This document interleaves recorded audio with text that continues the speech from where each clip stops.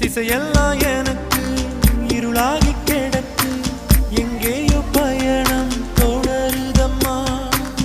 என்னோட மனசும் பழுதாகி போச்சு, சரி செய்ய வழி